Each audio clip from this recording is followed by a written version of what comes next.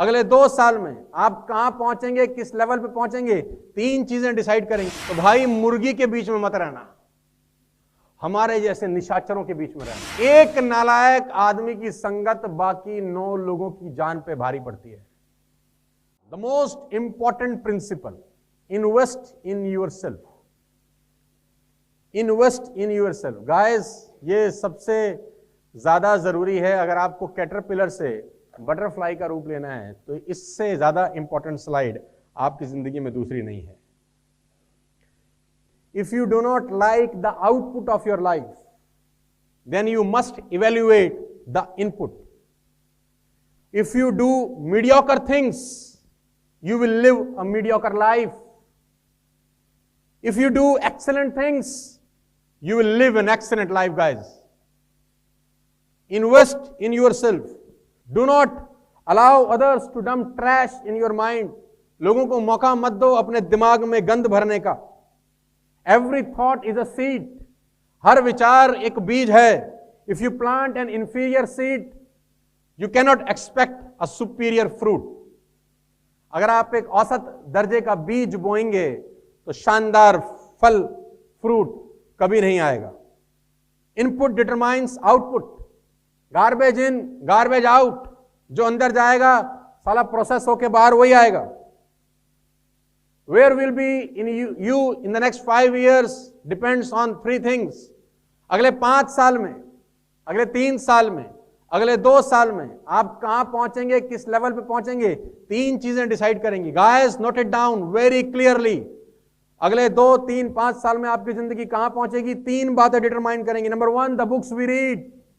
कौन सी किताबें हम पढ़ते हैं। The movies we watch and the company we keep. कौन सी किताबें पढ़ते हैं, क्या देखते हैं, हमारी आंखें क्या देखती हैं, और किन लोगों के साथ रहते हैं। ये 3 बातें आने वाला भविष्य डिसाइड करेंगे। गाइस, बहुत इंपॉर्टेंट है आप अपने अंदर इन्वेस्ट करें। हम महंगे से महंगे रेस्टोरेंट में जाते हैं, महंगे से महंगा कपड़ा खरीदते हैं, महंगे से महंगा लैपटॉप भी खरीदते हैं, महंगे से महंगा बैग खरीदते हैं, महंगे से महंगी टाई लगाते हैं, महंगे से महंगा जूता खरीदते हैं। कभी कभी रेस्टोरेंट में जाकर नंबर लिखवाते हैं। आधे घंटे के बाद खाने का टाइम आता है, आधे घंटे के बाद खाने का नंबर आता है। हर चीज एक्सपेंसिव करते हैं। We always feed below the neck. हम हमेशा गर्दन से नीचे के हिस्से में भरने का प्रयास करते हैं जो 2 दिन में, 1 दिन में खाली हो जाना है। मैं कहता हूं always feed above the neck. गर्दन से ऊपर के हिस्से में काम करिए, पैसे की कभी जिंदगी में आपको कमी नहीं होने वाली। Invest in yourself. आज जो आप कर रहे हैं ये उसी का एक प्रोसेस है। आज जो आप कर रहे हैं ये बिल्कुल ठीक है कि आप अपने आप में इन्वेस्ट कर रहे हैं। अपनी संगति का विशेष तौर पे ध्यान रखिए। फर्ज करिए कि 10 लोगों के साथ आप एक बोट में सवार हैं। फर्ज करिएगा संगति क्या असर करती है, संगति कैसा बेड़ा गर्क कर सकती है। फर्ज करिए कि 10 लोगों के साथ आप एक वाटर बोट में जा रहे हैं। 10 लोग हैं उस बोट पे, सबने अपना अपना टिकट बाय किया है। अचानक एक आदमी निकला, ड्रिल मशीन निकाली और अपनी कुर्सी के नीचे छेद करने लगा। अचानक एक आदमी निकाल, ड्रिल मशीन निकाली और अपनी कुर्सी के नीचे छेद करने लगा। तो आपने पूछा कि भाई ये क्या कर रहे हो। उसने बोला तुमसे मतलब, मेरी कुर्सी है, मैं अपनी कुर्सी के नीचे कर रहा हूं, तुम्हारी कुर्सी के नीचे नहीं कर रहा। मैं अपनी टिकट लेके आया हूं, मैं जो मर्जी करूं। What a joke. क्या वो खुद मरेगा? किसको मारेगा? सबको। एक नालायक आदमी की संगत बाकी 9 लोगों की जान पे भारी पड़ती है। एक नालायक आदमी जिसको अकल कम है। कोशिश करिए, प्रयास करिए कि ऐसा कोई आदमी आपके इर्द गिर्द, आजू बाजू ना हो, आपके दिमाग में गंद ना डाले, आपके दिमाग में जहर ना डाले। समझाने की कोशिश करता हूं। मैं कहता हूं हमेशा से खाने में जहर का इलाज है, कुत्ता खा जाए आपको इलाज है, सांप डसले साला इलाज है, लेकिन कोई कान में जहर भर दे, इसका पूरी दुनिया में आज तक इलाज पैदा नहीं हुआ। कुत्ते के काटने का इलाज है, सांप के डसने का इलाज है, लेकिन कोई आपके कान में जहर भर दे तो इसका कोई इलाज नहीं। और ऐसा साइलेंटली होता है कि आपको पता नहीं चलता। संगत पे विशेष ध्यान रखना, जिनके साथ उठते बैठते हो ध्यान रखना, उनका थॉट प्रोसेस तुम्हारे लिए जानलेवा हो जाएगा। उबलते हुए पानी में किसी मेंढक को डाल देंगे तो तुरंत बाहर निकल जाएगा, क्योंकि उसको पानी गर्म लगेगा। लेकिन ठंडे पानी में किसी मेंढक को डाल देंगे और फिर नीचे से बर्नर चलाएं, धीरे धीरे धीरे धीरे धीरे धीरे धीरे धीरे जब पानी उबलेगा तो मेंढक को पता ही नहीं चलता। जब तक होश आता है कि सारा पानी गर्म हो गया तो बाहर छलांग मारने की ताकत ही खत्म हो जाती है,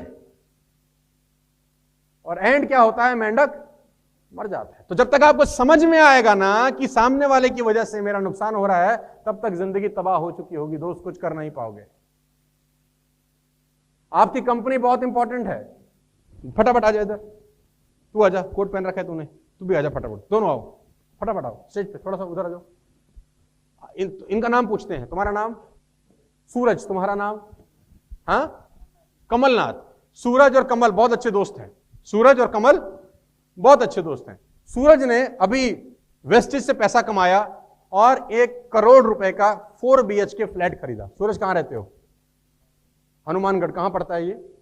राजस्थान में। तो राजस्थान में हनुमानगढ़ में सूरज ने 1 करोड़ का फ्लैट बनाया, चमचमाता हुआ मार्बल लगा हुआ है, बेडरूम में शानदार बेड है, ड्राइंग रूम में शानदार सोफे लगे हैं, शानदार पेंटिंग लगी है, बढ़िया सी किचन है, और पूरा का पूरा घर जैसा सूरज चाहता था वैसे बनाया। ठीक है। पूरा नाम? कमलनाथ। अब कमलनाथ इसके दोस्त हैं। एक दिन सूरज से मिलने कमलनाथ आए। सूरज ने दरवाजा खोला और कमलनाथ के कंधे पे एक गंद का बोरा था। क्या था? डर्ट, गंदगी थी। और जैसे ही सूरज ने दरवाजा खोला, कमलनाथ सीधा अंदर चले गए और वो पूरा का पूरा बोरा ड्राइंग रूम में ऐसे, उसमें गंद था, मल मूत्र सब गंद था। अब बड़े अच्छे दोस्त हैं, क्या करोगे?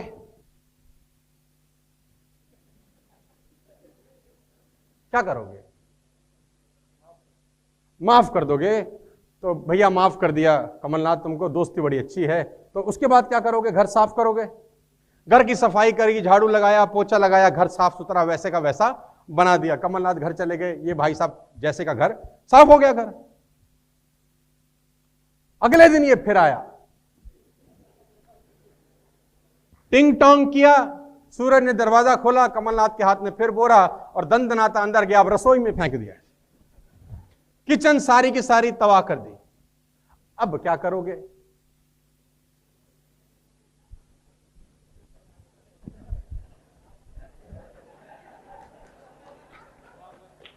फिर माफ कर रहा है, दिल बड़ा है इसका, इसका दिल बहुत बड़ा है, फिर माफ कर रहा है। तो कमलनाथ भाई तुम्हें फिर माफी मिल गई। इसने फिर अपना पोछा उठाया, वाइपर उठाया, झाड़ू उठाया और फिर से सब सफाई कर दी, क्योंकि सफाई तो हो सकती है, साफ हो गया। कल फिर आया और बेल बजी, टिंग टोंग, सूरज ने दरवाजा खोला, उसने बोला हट, बोरा उठाया और इसके बेडरूम में। अब क्या करोगे हुजूर?